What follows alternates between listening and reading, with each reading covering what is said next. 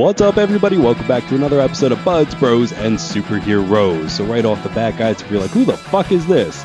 It still is Nick James. I am still here. I'm feeling a little bit under the weather. I'm not sure how much it's affecting my voice, but I do know it's affecting energy levels. But I guarantee you, no invasion of the body snatcher bullshit is going on. My name is Nick James. You have just started another episode of Buds, Bros, and Superheroes. I'm going to put you up to speed so we can all hang out for this episode and know what's going on. The name of the show is also 3 topics in which we talk about. So Buds revolves around marijuana and the culture. In the bros section, I've got one of the broiest bros I've ever broed with, man. He's one of the most original bros on here. Mr. Roy is back for another episode. Please, Roy, say hello. Hello. Thanks for letting me be here again. Oh, dude, it's so much fun. We've already racked up about 20 minutes off mic. So it's probably going to be another long one. It might be a short one because I'm sick. I don't know. It's going to be whatever it is it's going to be. Am I right? You are right. In the superhero section, we are doing something a little different today. So normally it's about exactly that, superheroes. So you could think Marvel, DC, Dark Horse. I went Harry Potter to kind of shake things up. And now today I'm going one step further with the shaking it up and maybe losing all ties to superheroes. I don't know. I'm going to see how far I could stretch to get to this. But we're going to talk about Jackass today. And that's when a lot of people are like, oh yeah, let's see how this fucker does it. Wee Man wears a little suit that has a cape on it sometimes. Ryan Dunn went by the pseudonym Random Hero. And to be honest, as we were kids watching these shows, they were more heroic to us than superheroes. So I think I did it. I think, in my little world in which it is my show and I can do whatever the fuck I want anyways, I think I actually grasped at some pretty good straws to make that Jackass fit into superheroes. What do you think? Yeah, I do think that. I think in so many ways, when kids our age, at the time of Jackass, when it first started, we were like 11, 12, 13 years old. I don't know what this says about me, but they were very much like my superheroes. Like it was like pro wrestling and Jackass where they were my superheroes. So this is like the most superhero-y superhero episode for me that we can talk about. So I'm very excited to have this conversation with you. Fucking counts, dude. They are heroes. Yeah, it absolutely counts. If all that sounds good to you, hopefully you guys have already smashed that subscribe button, hit like, all those fun things on the internet. But if not, we could start that now, getting into the show proper like we always do, getting into the Bud section. The Bud section is filled with marijuana news, but to be just dead honest, guys, as aforementioned, I'm sick, and this is something weird about me. I don't smoke when I'm sick. I feel like weed doesn't work. I don't know if it's just me. If you guys want to leave a comment and say, I don't smoke when I'm sick either. I don't know if it's all the phlegm that just sucks up the THC and holds it so it can't get to my, I just feel like it doesn't work. So I'm technically not really smoking on anything. I have a pen just to say I didn't not smoke, but I feel like it's a waste. I don't get anything off that. What's in that pen? What kind of weed is that pen? Damn, dude, I wish I could actually remember because it was so good. It was like a strawberry something. I don't know. I got a Rhythm battery on there, which I just picked up from Harvest. They're awesome, dude. I went in there and I was like, I have a container. I don't have a battery. And they're like, okay. And they just gave me it. Here you go. Well, we're ready for that shit. It's an auto draw. It works great. So all you have to do is just... There you go. And it goes for you. But I'm telling you, as I inhale it, exhale it too, I'm telling you, it's not working. I don't feel what I normally feel it. I think it's all blocked up in here. Where all that beautiful mucusy sound is coming from, it just, all the smoke stays there and doesn't get to me. I think that sounds not only scientific, but correct. I think that's probably, you're spot on there, pal.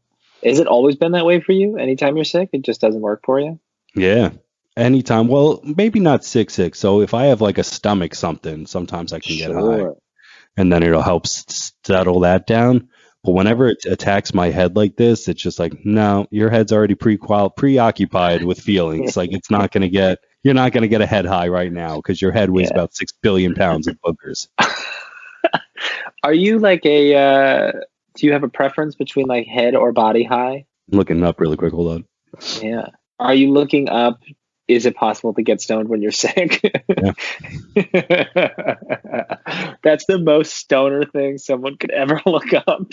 So I did find something right away because, of course, the internet's great. You can go to healthline.com/cold/cold flu/smoking weed with a cold. So you may also find that your body responds differently to weed when you're sick. Both smoking weed and common illnesses such as flu can cause fatigue, chills, and headaches. You may feel these effects more intensely when you're sick. Oh, so this shit's saying that I should be getting higher. No. Interesting. But I think that's more so you're not, those are like flu like symptoms. You're not experiencing flu like symptoms. You're just really congested and kind of tired.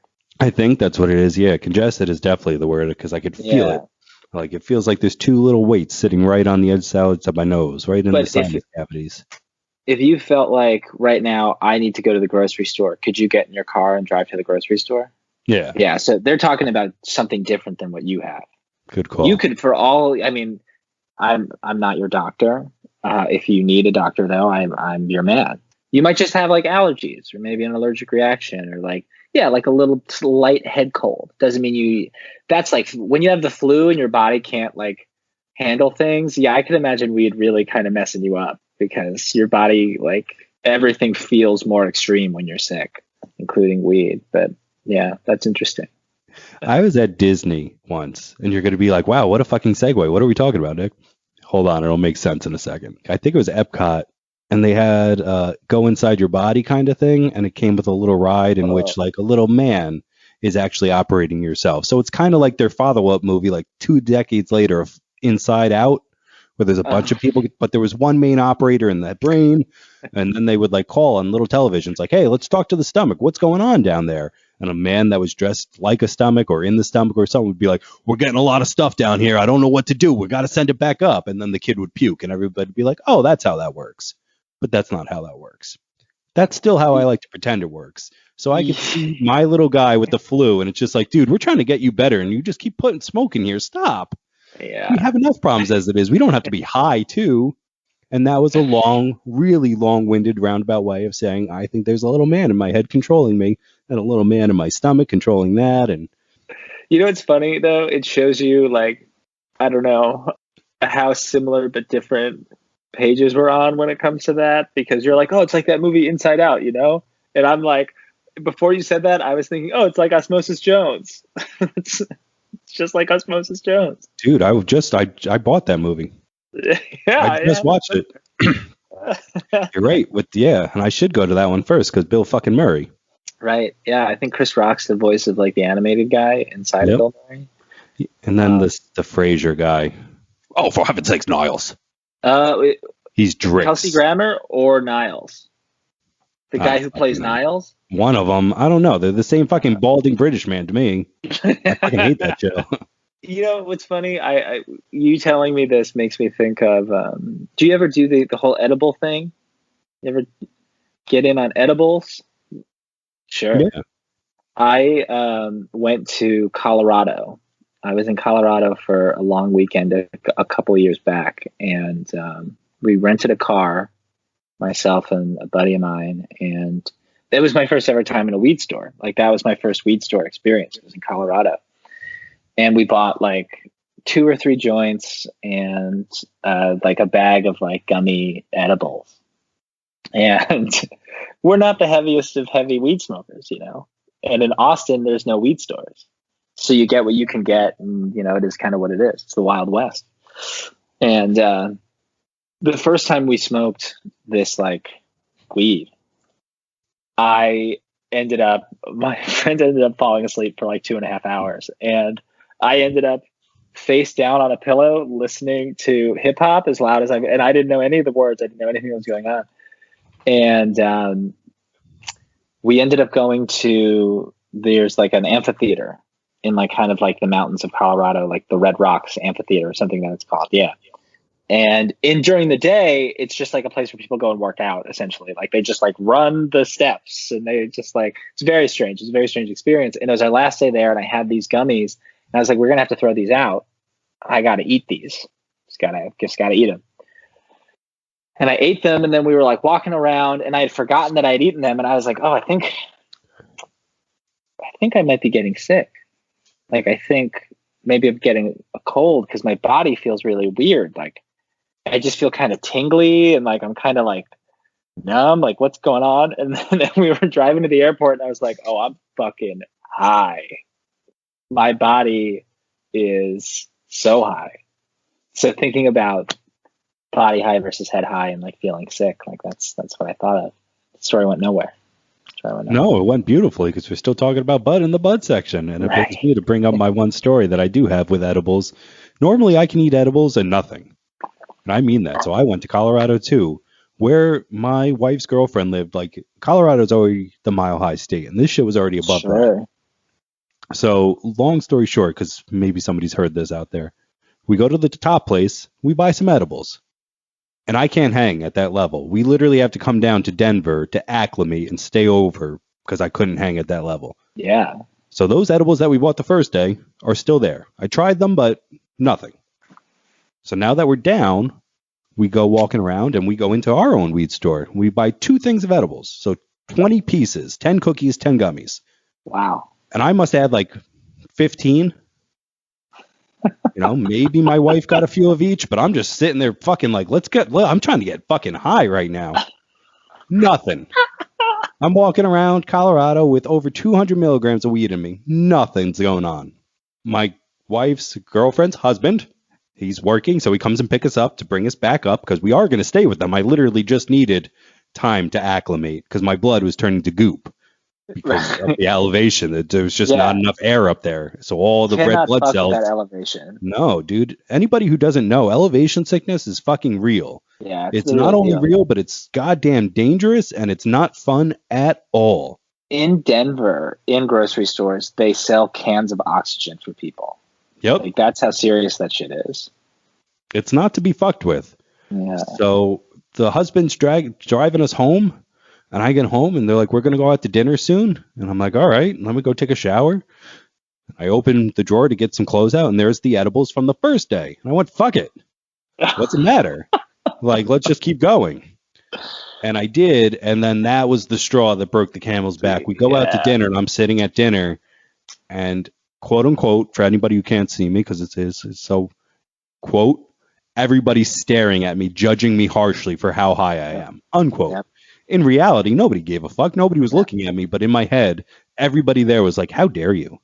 How dare you come to our beautiful state and take advantage of our marijuana laws and then come to my restaurant high? This is a family establishment, and we came to have a nice dinner, and your high ass is ruining it. Meanwhile, no, nothing. And they were like, dude, you should probably go take a walk. And I was like, all right. And it was in a little mall, so I just did a walk around like the little mall. It was okay. It wasn't as bad as you're thinking. Because I wasn't existentially crisising. I was just sitting there like, wow, you're really high right now, and you weren't ready for that. And it lasted for a good half hour. Thank God that the husband was so cool. So I go walking around. They're like, you should go find him just in case. Next door to the dinner place is a brewery. So he's got one of those paddles with like the 5 different beers on it that are really small. So and like, I'm going to go back in the restaurant, and I'm super high and paranoid. I'm like, oh, fuck, this guy's looking at me. This guy's staring at me. Why is this guy like, is he going to want to fight me?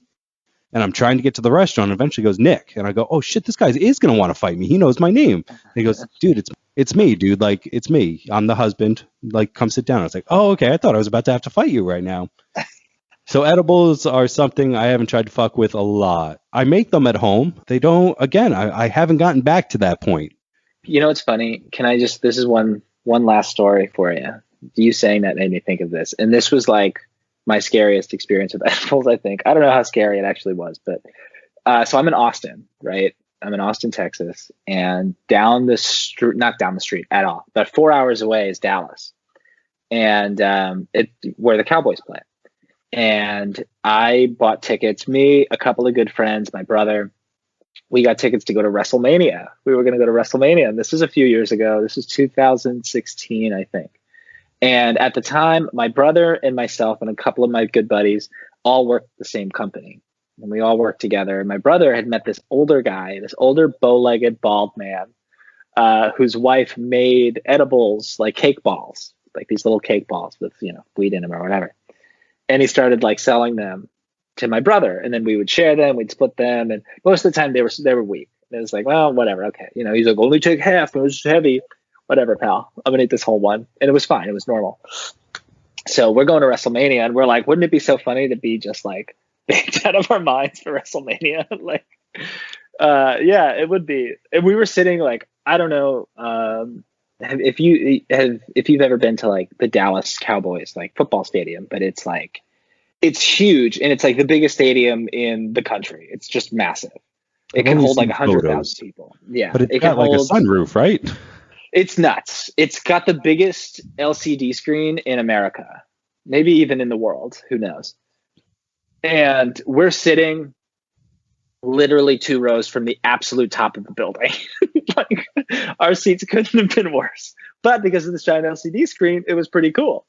But so we get there, and my brother's got these like 3 cake balls. No, I'm sorry, but because when I was thinking though, when you're up that high, yeah, the LCD screen is then eye level with you. Yeah, it's perfect. That's fucking Yeah. that's great. It ended up working out great, sort of. The WrestleMania itself was bad, but also like we get there and there's obviously tons of fucking people outside, and like wrestling fans, WrestleMania is like a Comic-Con for wrestling fans. Like it's the biggest event of the year. Everybody dresses up. We didn't dress up, but like people come from all over the world to go to WrestleMania, and they dress up as their favorite wrestlers. They're wearing lucha masks. Their faces are painted. It's a wild scene, And we're standing outside waiting to go in, and there's like hundreds, if not thousands of people around us. And this guy, like the gates open, and the people who work there are like, gates are open. All right, come on in. And I was like, hey, brother, gates are open. Let's eat these things. Let's get going. We can't bring this inside. So we eat them. And it's like, it takes some time to kick in, like no big deal.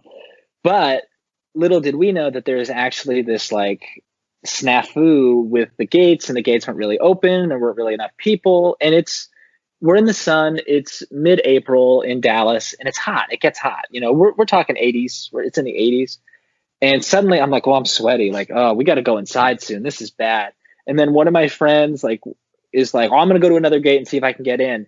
And I was like, all right, like call me and let me know if you can get in, and then we'll figure it out. And then like my brother splits off this way, and it's just me and one friend. And I'm like, where did everybody go? And I went to go turn. And as I turned, this huge man in this gigantic, like horned lucha libre mask walks by me, and we make eye contact, and boom, it hits me. And I'm like, hi. And then suddenly like we're outside, and I don't know where we're going. And I get a call from my friends. He's like, come around to now gate C. Like I'm at gate C. I can get us in. And I was like, I can't leave. Like our other friends, I can't leave everybody behind. He's like, you got to do it. You got to get in. And it was like I was saying goodbye to a friend in war. I was so high, and I was like, you just got to go on without me. You just got to go on. And we all kind of disappear, and then we all kind of get in our own way. And then I lose my brother, and my brother, so you can like kind of really paint a picture for what this is like. And I mean, I didn't know that our tickets were that far up, and I'm like stoned, and I'm like stumbling around, and my mouth is so dry. And I finally get up to my seats, and I'm like walking up the stairs and then I don't know where my seats are until I see 6 empty seats, and right in the middle of those 6 empty seats are my brother by himself sipping a giant signature like jumbo drink out of like a WrestleMania cup, and he's just giggling uncontrollably to himself. And I was like, well, these are my seats. This is it. That's awesome. Yeah. That's funny as fuck. It was a really like silly, wild experience. Yeah, that was the best part of that whole experience, because WrestleMania wasn't very good. Now, anyway. Why? What does that mean? Like wrestlers weren't wrestling well, or? Well, you don't blame the actual wrestlers. One day, Nick, I'll start a wrestling podcast, and I'll bring you on, and I'll make you listen to me talk about wrestling. But to keep it short, a lot of wrestlers actually were hurt that year, so a lot of the best wrestlers weren't performing because they were injured, and the booking, like the scripting wasn't very good. So really, at the end of the day, that's the issue: is that the performers did what they could do, but the stories that they were being told to tell weren't good. So those are just some of our edible experiences. Do you guys have any edible experiences? Leave a comment down below, like on Facebook, all those fun things. You could come and reach out and tell us about those. Because, edibles ain't nothing to fuck with, man. Even if you think that you should just be in a safety safe, all right? Be home when you're going to fuck with an edible for the first time. And then once you know about it, then I would say take it out into the real world. Yeah, don't go to WrestleMania. Don't do edibles and go to WrestleMania. Don't do edibles and be in the heights of Colorado. Don't do those things. Just put on an Adam Sandler movie and hang out. Those are words of wisdom right here coming from Buds, Bros, and Superheroes. But we are going to close on out of the Bud section and open up into the Bros section. I am a huge person on HBO Max. When that shit came out, I needed it because I fucking love HBO. I love everything that they make. And when you hear that, you're like, oh, so you must love The Sopranos. And that was the one where every time somebody'd say that shit to me, I'd be like, that's the one I haven't seen yet. And they'd be like, how do you say you love HBO but don't know The Sopranos? So I started to fix that. 6 seasons in, I think I've only got like 20 something left to go. I don't know. I'm not counting because the last season is 6A and 6B. Yeah. So there should be 13 episodes a season. In 6A, there's 12. In 6B, I think it's only 9. I think there's like 8. 8 or something like that. Yeah. It's something very strange. So really, it's, in my opinion, it's not, I don't know. I don't know why they did that. Anyway, I've watched a shit ton of episodes, so I'm pretty deep in. Long introduction of me getting around to this fucking story. Sorry, boy. No. My question, though, is, as I'm kind of setting all this up, I thought to myself, let's just say Tony Soprano, or the Tony Soprano of your town. You know who he is, but you don't know who. You know what I mean? But you think that the Tony Soprano of your town walks up to you and he's like, hey, I hear what you're doing. That's great and all that, but fuck it. Fuck all that noise. I got a job I need done. Only you could do it. We'll make sure you stay well. Again, you don't know what the job is, but you know what the job is. Are you going to go ahead right now and just kind of give up what you have in terms of security of not going to jail for your job? I don't know what you do actually, but I don't think it's illegal. It's not. It's not. No. No. You know, would all that, would having the feds be on your ass, would having every single step you take be worth also being a made fucking man? What a long dumb intro. Sorry, but yeah, pretty much would you join the mafia is what I'm asking you. Yeah, that's such a funny question, and I think when I was maybe 10 years younger, I would have probably maybe said yes. But after watching The Sopranos, which I've seen multiple times at this point, and getting older, no, fuck that shit. No, I don't think at the end, because the thing is, it's not like I would have to just worry about the FBI, the CIA, the local. Well, you don't have to worry about the local police necessarily because you pay them off. You don't have to worry about that. But like FBI, CIA, life in prison, et cetera, like you don't just have to worry about that. You also have to worry about the people that you work with being in a bad mood and then you getting killed. There is no situation in which I win in that scenario. I am so afraid to break the law that, like, if someone, I've been thinking a lot about this because I'm nearing production on a short film that I wrote, and I don't need a lot of money to make it, but it's enough money that I need where it's like, well, I might need to get a second job for like 2 to 3 months to make sure that I can pay for this thing and not, deplete my savings or not pay my rent or whatever. Like I need just a little extra capital for the next few months. If he came to me and he said, hey, I heard that that's my really bad Tony Soprano impression. Like, hey, I heard that you want to make this movie, but you need, $1,500 to do it. I could pay you $1,500 if you drive this car from this spot to this spot over here. I may do that, but I would need to already have a relationship with him where like I'm the clerk at the fucking, deli that he always goes to or whatever. And then it's like, fine, because he would know that that's who I am and that's what I do. And I'll just do this one thing and you'll pay me this money and then I'll walk away. Maybe I would do that. But like to him to be like, hey, I need someone to cook my books full time. Do you want to come on and cook the books? I'll make sure you treat it real nice. No. Witness protection program sounds kind of fun though, I gotta say. Yeah, I've always thought that ever since Joe Dirt when Christopher Walken was in it. Just kind of starting a new life, getting a new name and just being like, oh yeah, that movie, We're the Millers. Hi, we're just new here. I remember when we were in like 5th or 6th grade, one of the books we read by Lois Lowry was about a family in the witness protection program. And that was my first introduction to the witness protection program. And I was like, that sounds kind of cool. And that episode of The Simpsons where they have to go into the witness protection program. What was the name of the book? I don't remember the name of that book, I'm going to be honest with you. But if I saw the cover, I would know. Oh, that's why I know her name. She wrote the number stars? Yes. Yeah, we also read that too. That's the one I remember, and that's why I remember the name right off. I'm like Anastasia Krupnik, A Summer to Die. Messenger? Maybe it was a summer to die. Sun? Maybe that was it. Oh, I don't know. That's a pretty The dark. Giver? No, The Giver's awesome though. Also read The Giver too. This was like a lesser known Lois Lowry book. Yeah, I remember that Number of the Stars one. Fuck. Yeah. Yeah, that was about I think the Holocaust, right? Mm-hmm. Yeah, because the Anyway, star isn't like the star. It's like the Star of David. the Star of David. Yeah. Maybe it wasn't by Lois Lowry. I'm not sure. But for some reason that's what I remember. That's a deep cuts pull, man. That was one of those names where I don't think I could have pulled that out anywhere, but the second you said it, I was just like, holy shit, I know that name. Why? Yeah, of course. Her and something Spicoli or something. The woman who wrote Maniac McGee, or the man that wrote Maniac McGee. Maniac, yeah. V made us read that one. Yep. And then the Outsiders was also like a iconic middle school book. Yeah, I definitely read that one. Yeah. I just had my folks on and I was talking about I didn't like reading. And I remember the 6th grade, I got Holds and I liked that book. Yeah. And then it was the 7th grade, we read The Outsiders and I liked that book a fuck ton. And then it wanes. It comes and goes. But I'm with you. because I definitely remember for school. Yeah, like reading a book the night before it was due, of just like, because I didn't do it at all.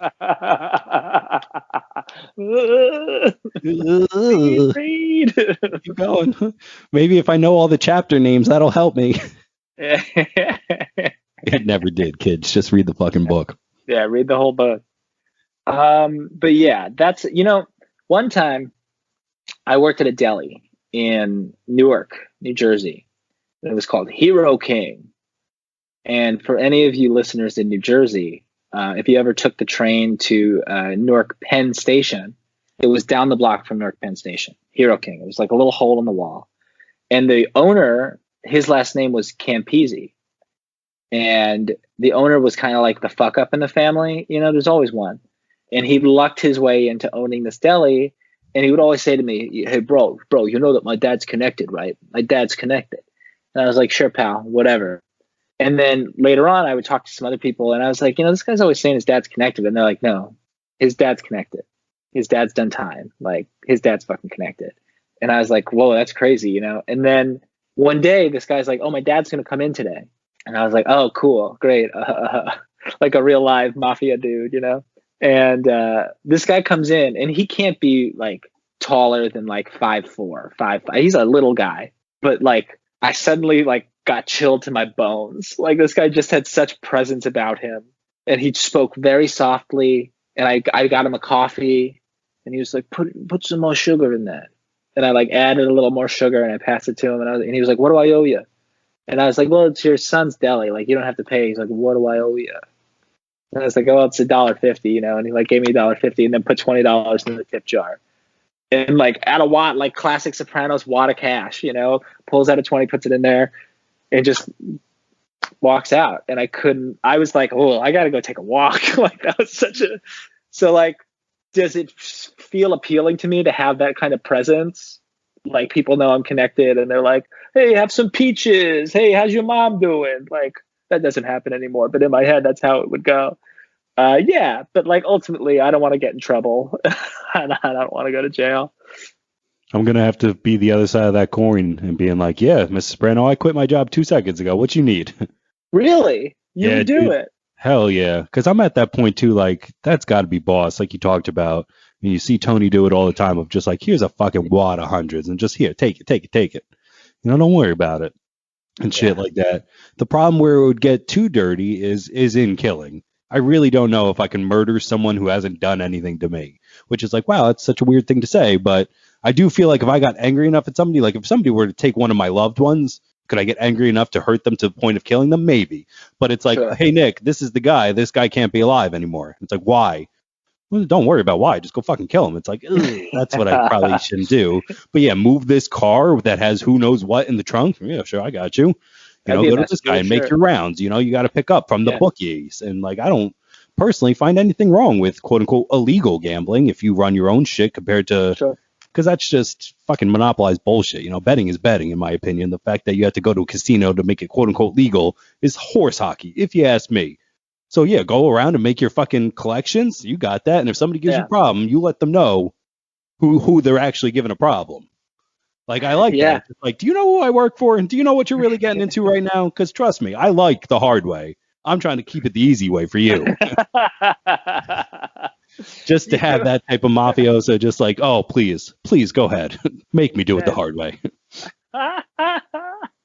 Yeah, I guess you're the. It wasn't in The Sopranos, but there's a movie called The Bronx Tale with Robert De Niro, Chaz Palminteri.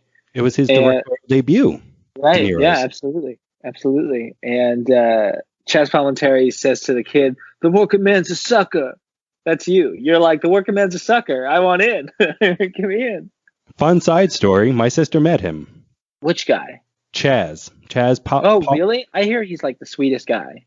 So from the story, from what I heard, because I wasn't there, she was in New York City because one of our cousins was having a bachelor party. And she's looking at him, and he's looking at her. And he kind of starts. He's like, "Hi." She goes, "Hi. I feel like I know you. Like, are you from Kenilworth?" Thinking that it was just, because the place that we grew up, we talked about in a previous episode. There's a bunch of old school looking Italians who would walk around looking like Charles, but like Yeah. that's just. And he's like, "Nah, I'm not. You have a good day." And then like later on, she saw either a picture. She's like, "That's the guy I saw." It's like, yeah, fucking Bronx Tale. Ash, you suck.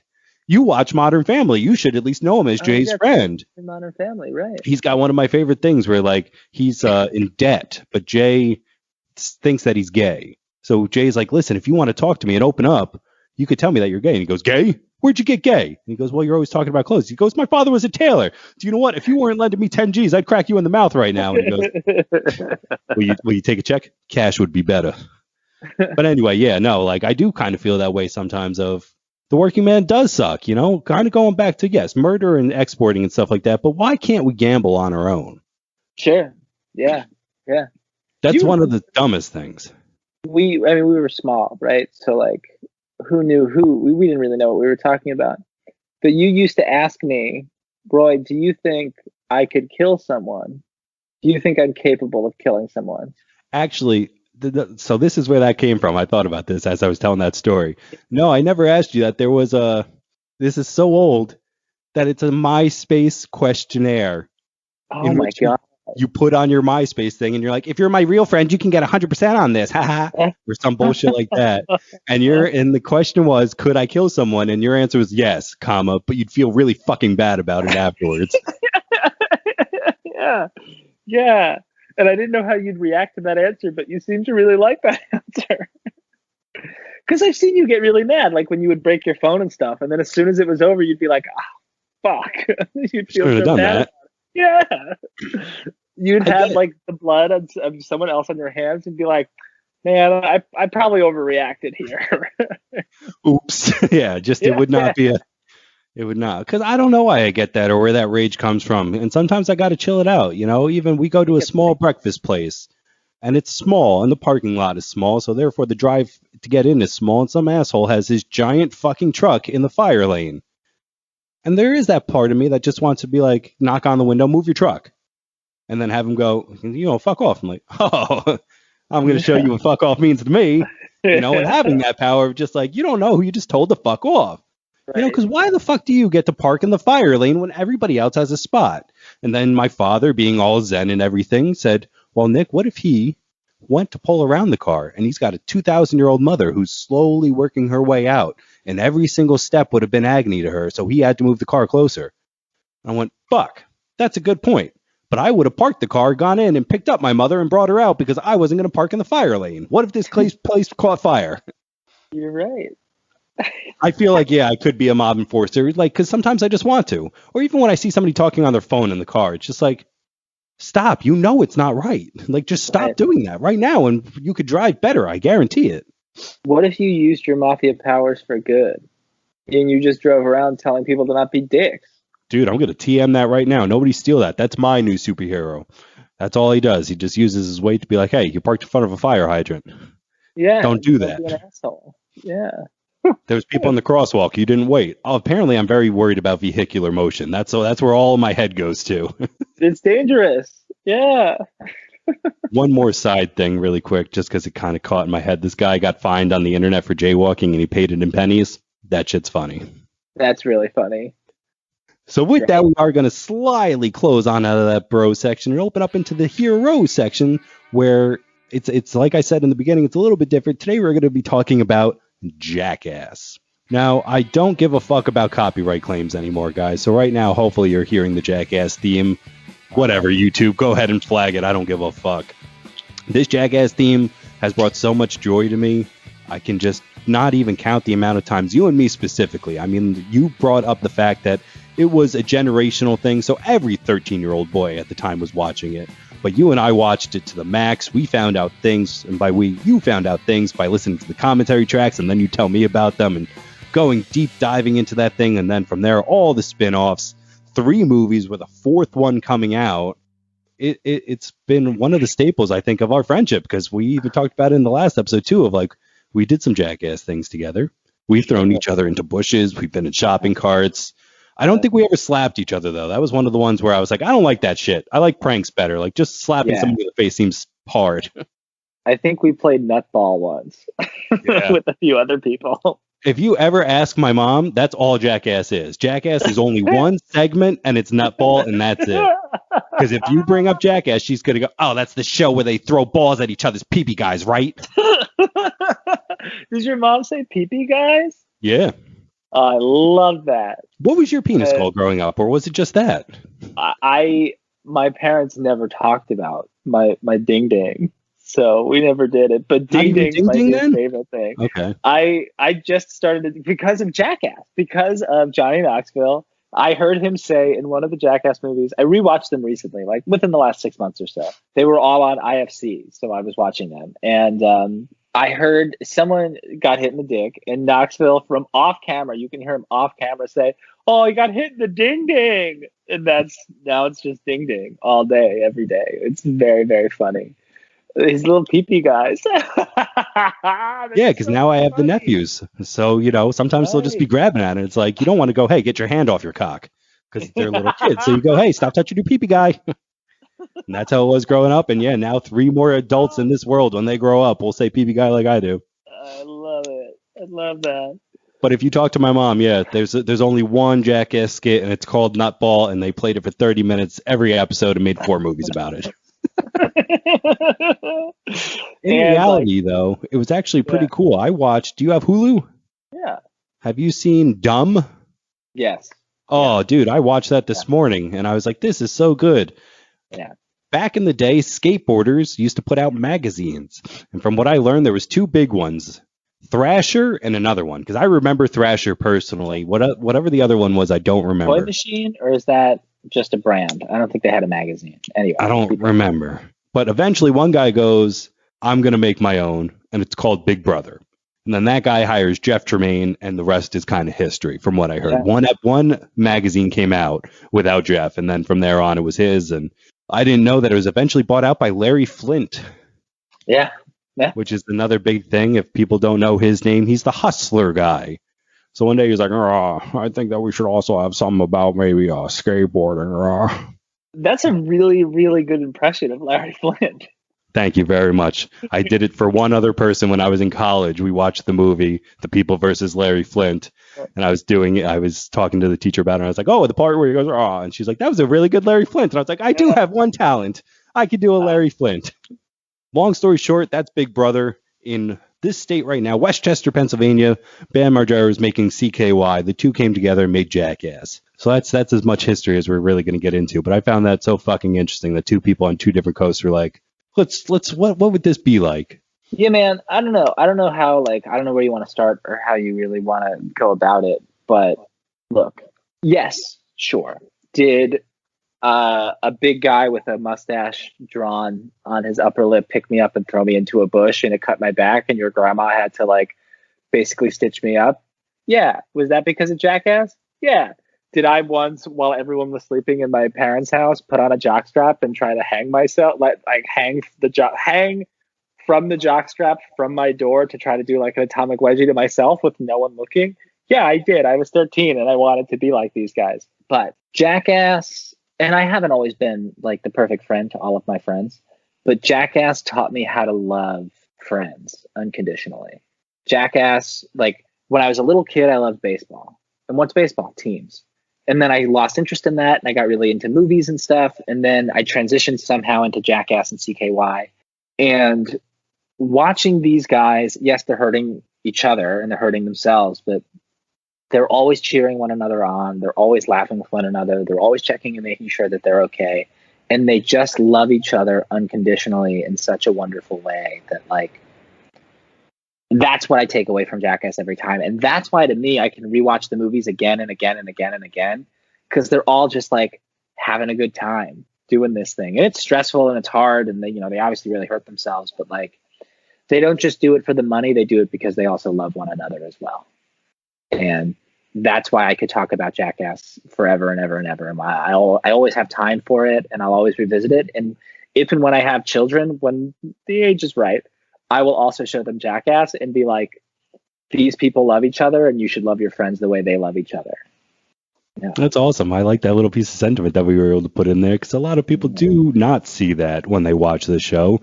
Kind of like my mother, they jump to the thing of they must not like each other if they hurt each other so bad. But it's the opposite, they really do cheer each other on to get hurt, because like that's kind of the project. That's why they're there, in a sense of like, even though it might not make sense to other people, this is why we're here. I was watching something on hot sauces, and this guy was torturing himself by eating too much hot sauce, but he loved it and he was having fun doing it. And I kind of think of it the same way of Jackass, of like, yeah, to us it seems really buffoonery, but they're also having a good time. Like Ryan Dunn sticking a car up his ass is one of the funniest things he thinks he's ever done, if you ask me. He didn't get coerced or forced into that. That is one of the best pranks to ever be done, if you ask me. The thing that's so good about that prank too is that, like, when someone thinks of Jackass who just kind of knows the periphery, who do you know, right? You know Bam, you know Johnny Knoxville, and you know Steve-O. Like, those are the three like faces of Jackass in a lot of ways. And that stunt, right, was originally for Steve-O, and he didn't do it and you remember in the movie, his dad was like, "I'll just be really disappointed if you do it," and then you hear how sad that makes Steve-O, so he doesn't do it. But then when Steve-O looks at the X-ray of his butt, he laughs, but then he's also just like in awe of his friend. And he's just like, that's just so gnarly. I can't believe. And he's kind of disappointed in himself because he didn't do it. And it's just like, like the guy that works at Target and spends an hour building an action figure display in the toy section and walks away from that feeling really proud that he took the time to make it as good as he possibly could make it. It's not much different than Jackass. I mean, it's their job. They take pride in what they do, and they want to do it to the best of their abilities. So it's just that they happen to like want to ride jet skis through walls and get shot out of cannons into lakes, When I look back on it, Ryan has some of my favorite ones. So really quick, obviously, rest in peace. It has now gone 10 years since his passing. People, don't drink and drive. Yeah, really crazy. Also, don't speed. Also, don't speed. Yeah, no, he could have not been drunk, and still going that fast would have meant an instant death. Yeah. But the doctor, when he's pulling him into the corner, he's like, look, you don't tell your boyfriend, you don't tell your girlfriend. He knows. He's already too much. His reaction is the top 5, one of the greatest things I've ever seen on film, because he really is genuinely concerned, like, maybe you stuck it up your ass. You can't swallow that. There's no way that got down. Because Ryan's trying to convince him I swallowed it. Do you have access to how do you watch TV? Like the internet mostly. If I try to go to the big channels, I gotta do rabbit ears, so I have no cable. So you don't have like a Sling or a YouTube TV or like any of those things? No, Hulu, so I can watch stuff the day after. So I don't know if it's on Hulu, but it's worth checking out. So Vice TV, like the Vice channel. I can also give you my login to Sling for you to watch this if you're interested in it. It has a TV show. They have a bunch of documentary stuff. It's all really interesting. And one they have is one called Epically Latered, and it's about skateboarders. But they do one on Bam, which is really interesting to hear about like his early life. And this was made 4 or 5 years ago when he was kind of like trending upward. So it like ends on kind of a positive note. But they do another one, and this ties back to what we were talking about Spike Jonze. And to go through Spike Jonze's life and his career and how he was one of the like founders of Jackass and one of the creators of Jackass also shows you how much good and how many interesting things came out of Jackass. I mean, that guy won an Academy Award for Best Original Screenplay. But then he also dressed up as an old woman, and he did the one right where he's dressed head to toe in prosthetics, and he's got a nightgown on, and it gets stuck in the door, and it gets ripped off, and she's naked. Really good. Really. Yeah, and I always think about the lady who owned the restaurant who just came out. I'm assuming it's one of those restaurants where they have paper tablecloths on a huge roll, and they crunkle one up, take a huge roll, cut it, put it down, because she brings out this giant sheet of like brown hard paper. She's like, here, and just goes ugh, as she leaves almost, because she thinks she's seeing. It's really awesome. I love the old people stuff the best. Yeah. Yeah. When he tries to steal things out of a convenience store dressed as an old man, really funny. When I think it's in the third movie where he's gonna like, he's the old, like, he's Irvin Zisman or whatever his name is, and he's got a kid with him, and they're going to look at motorbikes, and he gets on the bike and he drives it through the front of the store. Classic. Really, really funny. Really, really funny. If it's not, sorry. No, go for it. Go. If it's not the same movie, then he's got his quote unquote grandson with him, and he's letting him drink and smoke cigarettes. And the one guy wants to confront him, and they're at downtown California, so they're up sitting on a bench for an outside eatery. And this guy comes up to him. He's like, "You can't let your sick grandson drink." He goes, "Whatever, I could do what I want." And the guy goes, "Do you want to step outside?" And Johnny Knoxville goes, "We're already outside, numb nuts." And to this day, it still makes me laugh. Man, that's so funny. Yeah. Okay. So we're like 12, 13 years old. I think if someone said to me at that age, like, who do you want to be more than anybody in the world? I would probably have said Johnny Knoxville. Like, that was my guy, because he was like always in control. He was always doing the gnarliest shit. And I just thought there was something so charming about him. And I think so much of like these little mannerisms that I carry throughout life, I think I've gotten from watching him. And I think my laugh is very much inspired by Johnny Knoxville. He didn't even wear them all the time, but I used to wear fake glasses sometimes before I had real glasses. And they were black and they were like thick framed because I wanted to have the glasses that Johnny Knoxville wore. I had this like football shirt. It had just like, it was a red shirt and had a number on the front, and it was like 3/4 sleeves. And I wore that all the time because that was a shirt Johnny Knoxville wore. I started wearing Converse in 8th grade because Johnny Knoxville wore Converse.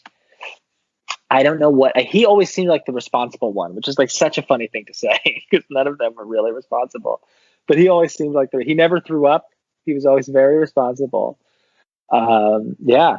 And my favorite episode of Viva La Bam, a Jackass spinoff show essentially, is the episode with Johnny Knoxville. And I remember going to school afterward the next day and coming to you. I don't know if you remember this. Coming to you and be like, "Did you watch Viva La Bam last night?" And you were like, "Yeah." And I was like, "Johnny Knoxville won that prank war. That's bullshit." And I was mad about it. It's just, I don't know. I don't know what it was about him that just got me so good. In my opinion, it's summed up in one skit where they're going to test the flying rubber balls. It's right. Like, it was used as, I can't think of the word, deterrent, as a crowd deterrent or as a mob deterrent. So they put them on the front of embassies. Inside are a bunch of little rubber balls. They blow that shit up and you get struck, but it's non-lethal. So it's Ryan Dunn, Johnny Knoxville, Bam Margera. Yeah. They see one goes off and Dunn is like, "Fuck that." Yeah. Bam doesn't say much, but Johnny's like, "Come on, it's just loud." So kind of going to what you're saying about being in control and just being able to take it. The prank goes on. Both Dunn and Bam drop. Johnny does not fall to the fucking ground. It's another just awesome moment. And then to kind of continue on with what you were saying about the charm, Bam is literally crying. He's saying, "I'm a skateboarder. I shouldn't be getting shot." Yeah, right. Dunn is just kind of like, he's writhing a little bit. He's taking it how I think normal people would. Johnny's just like, "Is this good?" As he circles his face. "It's good. We're fine then." And in that moment, he showed everything in which I just think you said of what you looked up to, and definitely what I looked up to too. Like, fearless, the head of it, the gnarliest of the gnarly, you know? Because Dunn was usually the one to take the biggest hits, if you ask me. And if he could take more of a hit than Johnny, like Johnny could take more pain than him in that instance. I was like, damn, that must have really fucking hurt. Well, what's funny too is that, like, man, thinking about everything you're saying and like tying it all together is really funny to me. And it's also, I think it's funny, Nick, and I hope you're okay with this. Like, I feel like when we talk about something, I'm like, this is how it affected my life. I get real kind of deep into it. I hope that's okay.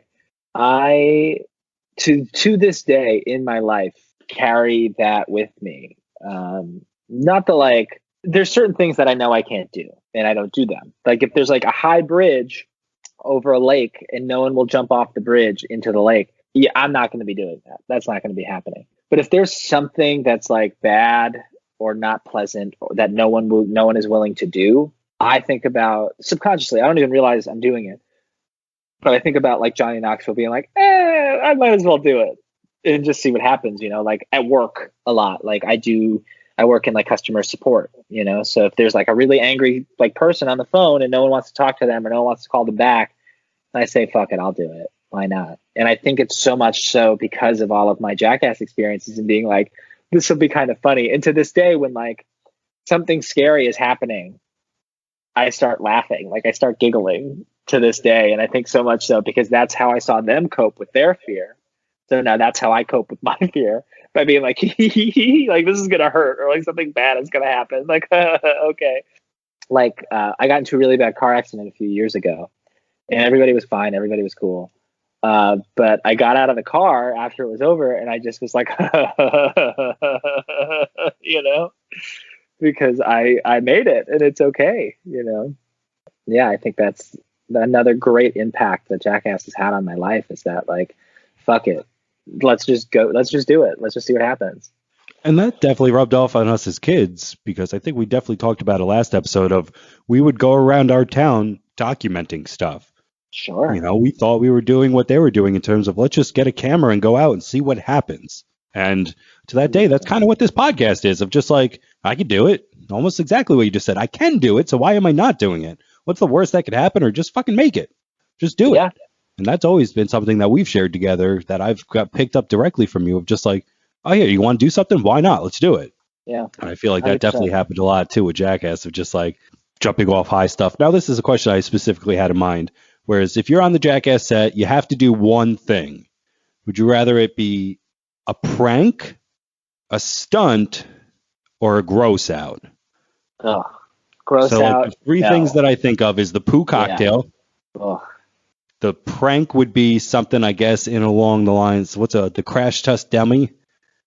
He tries, like, the first ever skit in the first Jackass movie. It's not the dummy, actually. It's the car rental crash derby, some shit. Sure, yeah. But now you have to be the uncomfortable guy of just like, yeah, I had a few drinks. Now I'm not going to pay it. And you have to be that awkward guy of like keeping the thing going. Or you have to be the car up your butt guy. I would probably be the car up the butt guy. I'm going to be honest with you. I think of like all the Jackass things. The stuff that I think is so fun is like when they build the giant ramps and they do like the slip and slides into like the lake and stuff. And like the, like I would probably honestly do like, this sounds nuts. And I don't know if faced with it, if I would really do it, but the like bull stuff, like in the ranch, I wouldn't do any like getting bit by animals. I don't want to get bit by an animal. I don't want to puke. I don't want to get shit all over me. I don't want to do any. I'd rather just get hurt. Just hurt me. I just like, a department store boxing. Sure, let's box. Why not? Like stilt boxing when they're on stilts and they're trying to box. That sounds so fun. Yeah, absolutely. I'll do all of that stuff. I'll get the thing that like Danger Aaron used to do where he would get like the big wheel and try to like scoot down things and like, I would do that stuff. I would do the thing where I would happily get hit in the face with that giant hand that goes around. I would happily do that stuff. High five. That's really funny. I believe that hand is in Johnny's house. Yeah, I love all that shit. I would happily do all of that. I feel like, are you more of a like public, like dress as an old person or like go and like piss someone off behind a counter? One of my favorite ones that Johnny does is he's trying to tie his shoes, but he's not actually tying his shoes. So again, you can't see me because it's a podcast and you can't see me because there's a webcam, but you got to imagine I'm trying to bend all the way over to tie my shoes. So as he does it, he's just like, and people are moving away from him and he's just kind of getting in their way. I think, doing that, the old man on the scooter is pretty funny. If I was like the really fat person, I would do the Preston stuff and get a little person. Like one of my favorite ones is like Preston, if anybody doesn't know, is a really, not only just a tall guy, but he's super duper fat as well. Super huge. And he's dressed up in an outfit, and he says, "Hey, can you hold my dog? I got to run into the pharmacy and get my script," or whatever the fuck he says.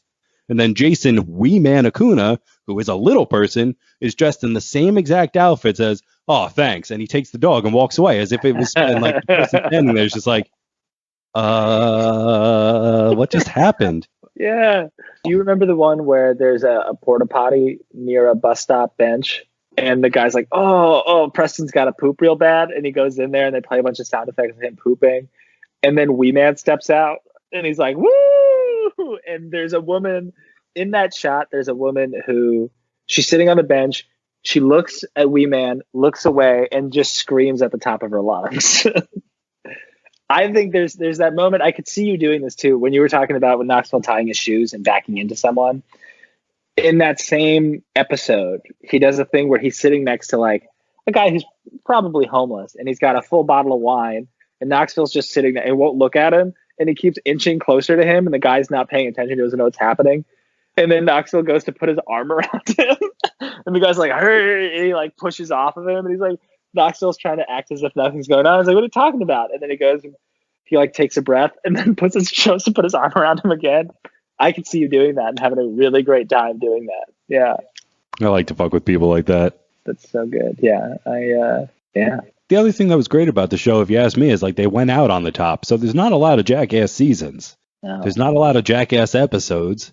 Because eventually Knoxville was like, I want to go out while we're on top, and they're already kind of starting to tell us what we can and can't do, and that's not how this show works. So I'm not going to do a show telling me what I can't do. Let's just go out on top. And then a movie studio is like, well, you got to do whatever you want. And they're like, all right, let's make a movie. Yeah, and I think too, like, think about that, right? I think they did maybe 24 episodes at most, 24 episodes, and from where it started. First couple of episodes are all collections of CKY and Big Brother stuff. They didn't shoot a lot of original things for the first few episodes. And then, so the first half of the first season is just like whatever, really low budget, unknowns, people just doing whatever they got to do. Flash forward to the end of season 3, which sounds like a long time, but again, it's, we're talking like maybe 18, 19 episodes later. They're kidnapping Brad Pitt in front of a hot dog stand. So like, what a quick trajectory, like skyrocket right to the moon. And now you've got Brad Pitt involved. Shaq is involved towards the end with some episodes. Like, they did it the right way. And Knoxville also got out and had a pretty good movie career too. Continues to have a pretty good movie career. Yeah, for those who don't know, he's in Men in Black 2. And when that happened, I was like, what the fuck? This is amazing. Yeah. He did a movie that I highly recommend everyone checking out. If you haven't checked it out already, this goes for every generation that listens to this, because I think everybody would enjoy this. He did a movie called Grand Theft Parsons, where he plays the roadie of Graham Parsons, famous musician. And this is a true story.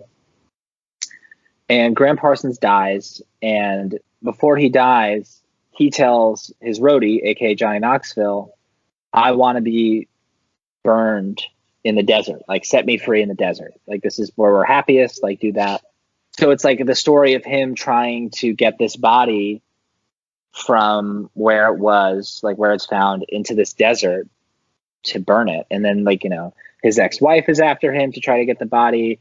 His dad's after him to get the body. And it's like, it's a dramedy. He's playing a pretty serious role. And have you ever seen Knives Out? I started it. I actually fell asleep during it. Oops. There's a cat in that movie who he's been in a million things. And he plays like Johnny Knoxville's right-hand man in it. And he's like a hippie, Michael something. He's very good. Shannon? There's a lot of good people. Yeah, Michael Shannon. Yeah. I love him. He's Zod. There you go. Superman. Every time I hear his name, all I think of, where did you train? On a farm? Sorry. Have you ever seen Premium Rush? Is that like a... Joseph Gordon-Levitt's a bike messenger in New York. I saw that. Yeah, I saw that in theaters. And he's in it, and he's great in that. He's so good, Michael Shannon, in that. The movie's but he's really good in it. He's really good, yeah. He's really good at playing not a great person. Yeah, there's a lot of good people in that movie, and it's worth checking out. Sorry, he's also in Groundhog Day? Michael Shannon? Really? That's how big his part is. So at the very end, there's a married couple, and I think it's Monster Trucks or WrestleMania. I don't know which one it is. But he gives Bill Murray's like, here, I got you a wedding gift. And he goes, WrestleMania? Or I think it's actually Monster Trucks. I don't know. Michael Shannon's in that movie for like this much. That's Anyway, awesome. it He's is. also a musician too, and I think he's been in some pretty successful bands. He's very talented, if you ask me. Yeah, he's a good dude. But apparently he did a movie with Johnny Knoxville, and that's how we got there. For anybody who's like, why are we talking about Michael Shannon right now? That was my fault. Yeah, Sorry. he does a great job in that movie, and Johnny Knoxville is just he's the best. He's the best. And the last thing that we're definitely going to check out too is Jackass 4. Can you fucking Oh believe my they're really going god. to do a fourth one? Yeah, I've heard.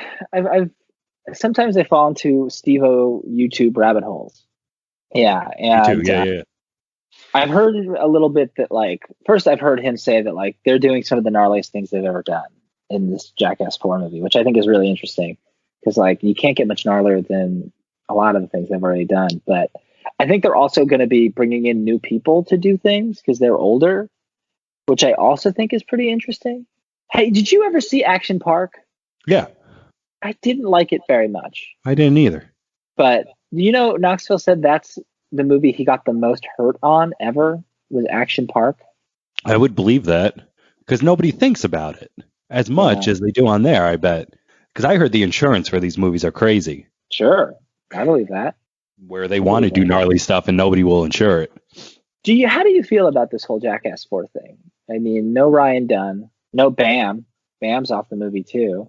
Well, that's what I wanted to talk about, but didn't want to end on a complete downer. But it is something worth note. So Ryan Dunn, as we've previously said, has been dead for 10 years. Yeah. And the idea of a fourth movie came around pretty close after he died, and it was like Jackass 4 done was going to be the Oh, name that's of it nice. or something like that. And then that fizzled out and it came back. Now, in the meantime, Bam has been just really struggling with Really hard time. substance abuse. I Yeah, think it demons, as they say personally, in he's wrestling. on an upper. I don't know. I think he's on coke or meth or I something. think it's pills. That's what I've heard. If we want to get into it, yeah, I've been told multiple times that it's pills. Interesting. So But he's yeah. been doing a lot of stuff. He brings up Action Park. You know, he says that he got fired because Paramount is owed money from Jeff Tremaine because of how poorly Action Park did. And if they didn't put Bam in the movie, that was money they saved to automatically pay back for the deficit. And that's the only reason I'm not in Jackass, is what Bam said. Now, on the flip side of that story, from what I've heard, they said, dude, you can't do nothing. Nothing. I don't even want you to take a beer. You know, if you come to do this, you play clean or you don't play at all. And he drank. And they were like, see ya. And that's what actually happened. And then Yeah. his retort to that was, fucking Jackass 3 was sponsored by Miller Gold Life. Like, you're going to kick me out for drinking a beer? It got taken so far that even recently, really recently, Jeff Tremaine now has a restraining order on Oh, him. right. Yeah. All Yeah. this He like threatened to kill his nonsense. family or something. Yeah, he's threatening him, saying that he took away his money. He took money out of his and his son's mouth. Bam is saying this about Jeff, and that he's coming for it. It's really interesting to me that what actually really kind of fucks with me when thinking about Bam, and maybe he had a reason behind this, who knows, but like this is a super, super deep cut that I know you and I are familiar with, and maybe other people who are this deep into the Jackass world. Not just the movie Haggard, but the making of documentary about the movie Haggard and how that ends with this whole idea of Brandon Novak, their friend Brandon Novak, and how he was like really struggling with heroin for a really long time, and like, how do we figure this out? How do we do this? And he's sober now. Novak is like sober, a little kooky. If you ever go to his Instagram, he's a little kooky. A lot of like, he kind of talks in sound bites a lot now. I think he does a lot of motivational speaking, a lot of speaking at rehabs, et cetera, which is like great, good for him. But it's weird because if you go back and watch, especially the later seasons of Viva La Bam, and then that weird show that they did about him getting married, Bam's unholy union. yikes! Yikes, indeed. Yeah, it's really just like Novak is clearly hurting, and he's clearly in a bad space, and it just feels like they're enabling him the entire time. And that feels kind of gross looking back on it. It makes me feel kind of gross about Bam. And the fact that Novak, I guess, and him are still really close and still like hang out all the time, but like Novak isn't like, hey man, maybe you need to get some help, is also kind of weird to me too. Like, look, I mean, I'm obviously as far away from that situation as any human being possibly could be, but like that all feels very weird to me, that like he isn't getting the help he needs when one of the people he's closest to in the world are like, is someone who is in recovery and is like a counselor and like an interventionist and like having these conversations with people, but he won't do anything for BAM. It's strange. Well, definitely, you need to ask for the help to want it. I guess it's a good point. It's really good because he doesn't think he has a problem. Again, from being as far removed as I am, but asshole puts a lot of stuff on the internet. So right, I don't, exactly. I can be a little bit involved and know because he put it out there. But the other thing, too, is Steve-O. Steve-O is actually a quote-unquote jackass. Not that Brandon's not. He's in the movies. He gets his fun little name tag. But Steve-O is going to be top billed on Jackass 4. Like, that's pretty crazy. He went through his whole thing. That's another fucked up documentary if you have time. Anybody on YouTube. The rise and demise of Steve-O, man. There's that scene where he's doing the whippets and he's just... Really wild. It's fucking wild.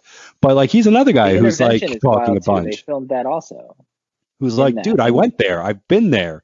You knew what you were saying when you said you weren't going to fuck around on this set. And if we don't hold you responsible, who is? We're doing this because we love you. So it is hard to watch if you ask me, but it's tough. It's tough. You know what? Also, side note, this is keep this or don't. Have you ever gone on YouTube? I mean, it's a podcast too, but I've watched the videos.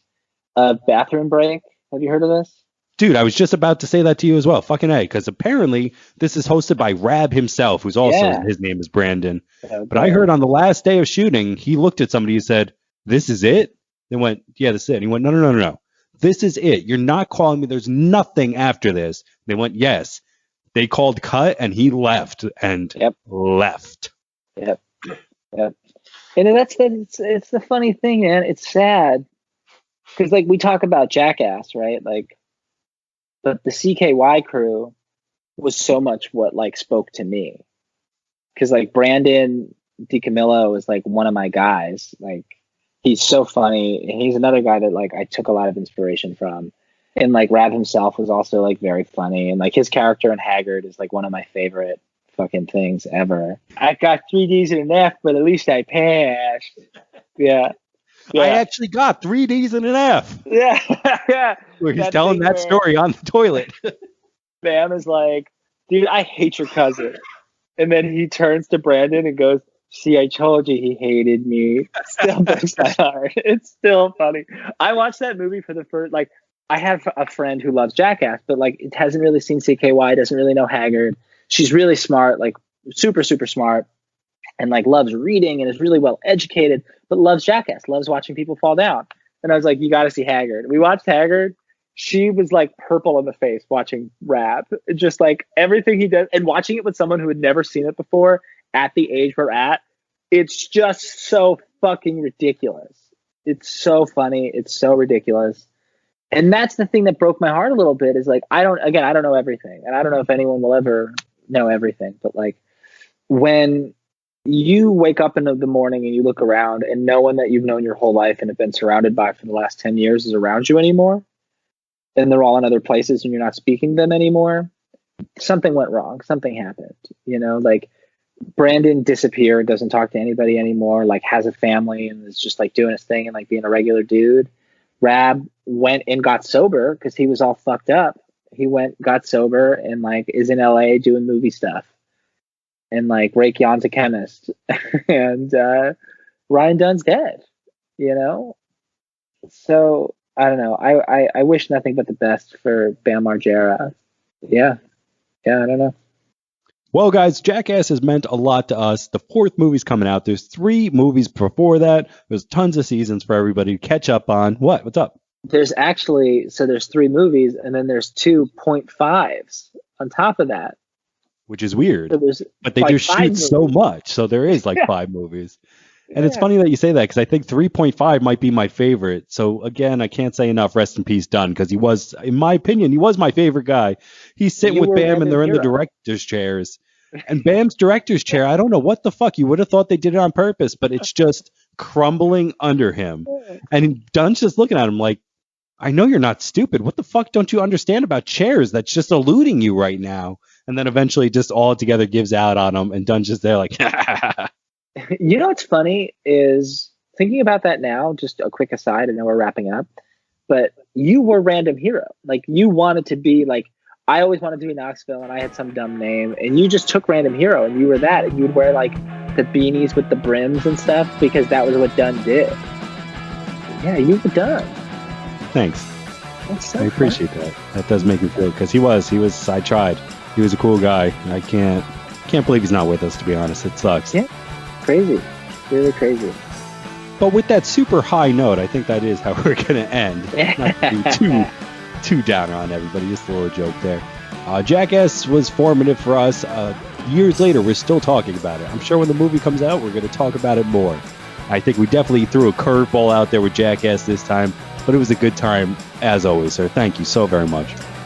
Nick, it's a pleasure. Thank you. I will do this a million times if you ask me to. I love it. I love every minute of it. Thank you so much.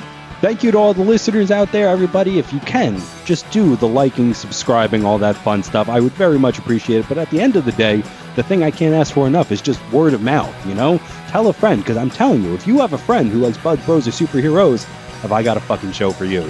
My name is Nick James. My name is Roy. Thank you so much. And Buds, Bros, and superheroes are out of here.